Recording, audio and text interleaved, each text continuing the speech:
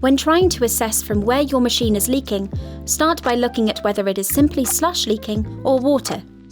If the liquid is slush coloured, first find out where the slush is gathering. The three most common places are the drip tray, underneath the machine, or inside the machine. If slush is gathering in the drip tray, it's most likely coming from either the drainage tap or the tap itself. Drain the tank completely and remove the tap assembly. Once this is done, inspect the double lip piston for any sort of obvious wear or damage. If it is worn or damaged, it needs to be replaced, and of course lubricated and refitted. If the external drainage tube is dripping slush, then this suggests that the seal at the rear of the tank is either damaged or the tank is not fitted properly. Remove the tank and inspect the rubber tank seal for damage or wear. If the tank seal is damaged or stretched, then it will need to be replaced. Now we will examine the fitting of the tank. Lubricate the tank as shown. Fit the tank gasket to the slush machine. Next, replace the spiral.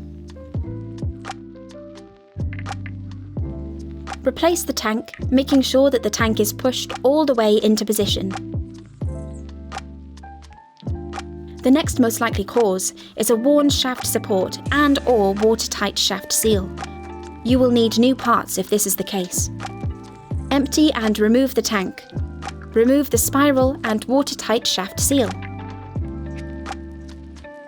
Using pliers, remove the hard white shaft support with O-rings by pulling it towards you.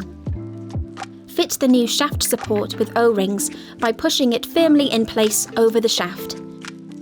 This piece is shaped to fit inside the evaporator fully. Lubricate around the shaft and white shaft support, and then fit the new watertight shaft seal.